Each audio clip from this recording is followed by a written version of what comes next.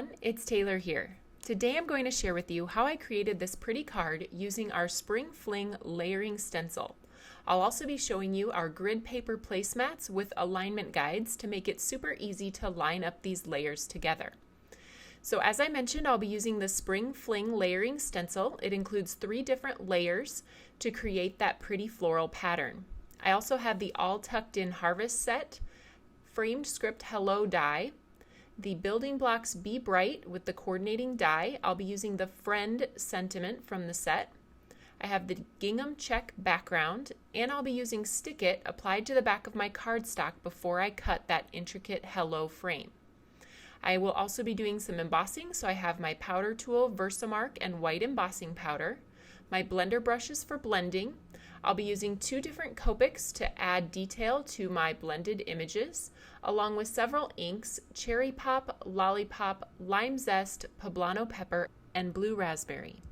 And then this is our grid paper placemat that includes cute sentiments at the bottom, along with a place to take notes and grids in the middle for easily aligning your A2 card bases both horizontally and vertically, and a 6x6 square in the middle that we'll be using to line up our stencils. So let's get started with those stencils first. You can see the etched company name in the bottom left of each stencil. As you're lining these up within that 6x6 grid, you just want to make sure that your etched company name is in the same position every time. That means that your layers are going to all line up. I've added a little bit of adhesive to that grid paper and placed my A2 card base size cardstock onto the grid paper. Then I'm using the first color of ink, which is Lime Zest, to blend the leaves all throughout the background. I'll pick that stencil up and then place the second stencil down, making sure again that the etched company name is in the bottom left-hand corner, just as it was for the first stencil. I've started with Lollipop ink, and then I'm also going to use Blue Raspberry. Where these 2 colors overlap makes a pretty purple color as well. When that's done, I will finish with the 3rd layer of the stencil and the etched company name in the bottom left. I'm going to put Cherry Pop over the top of the Lollipop flowers, and I'll be using Poblano Pepper over the top of the Blue Raspberry flowers. It's important to use a darker color for this layer than the first layer that you laid down. You can see just how pretty that turned out, but I decided I wanted to add a little bit more dimension, so I grabbed one of my Copic markers and I'm using a flicking motion to add dimension to the leaves that are blended onto the background. I did off camera finish with another color, G07, for some added dimension.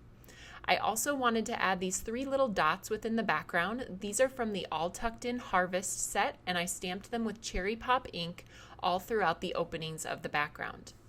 Now I'm going to apply Stick It to my Blue Raspberry cardstock, peeling it away and pressing it down over the top of the cardstock, and then cutting it down to fit to size.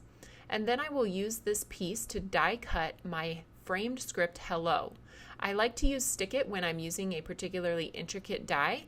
I do plan to layer these together, and so I want to be able to adhere them to each other easily, and the Stick It allows me to do that and not get my hands all messy with liquid glue. So I'm cutting out 4 of the framed script Hello die, and then I'll use my die pick to peel the backing paper off of the adhesive, and then I can layer those 2 dies together.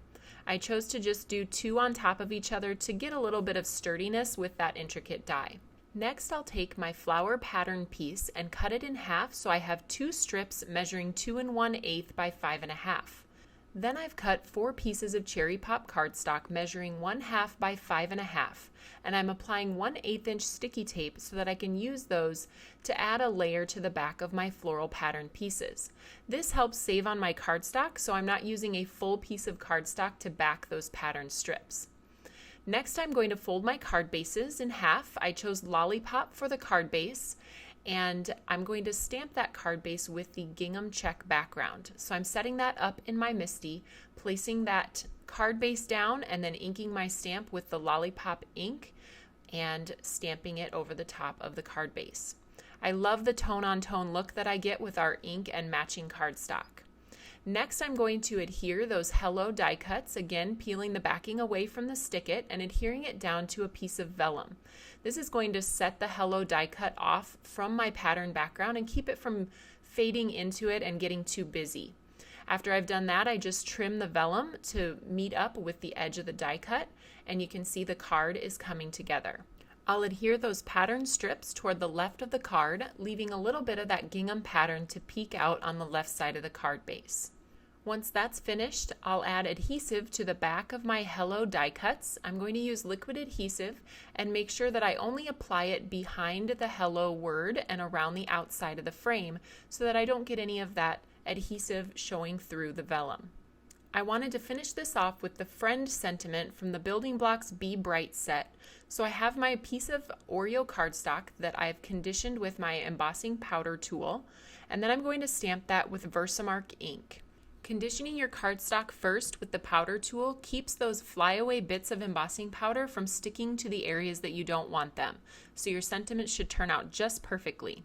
I'll heat those with my heat tool and give the embossing powder a few seconds to set before I use a clean cloth to buff the excess powder off of the background. Then I can use the coordinating die along with our innovative alignment guides to cut all of these sentiments in one pass through the die cut machine. I'm going to be using the friend sentiment, adhering that towards the bottom right of the Hello die cut using my liquid adhesive. And then the cards are finished. I love how bright and happy these turned out and how easy it was with the help of the Spring Fling layering stencil. You can find all of these products at the Tailored Expressions web store at tailoredexpressions.com. Thanks for tuning in.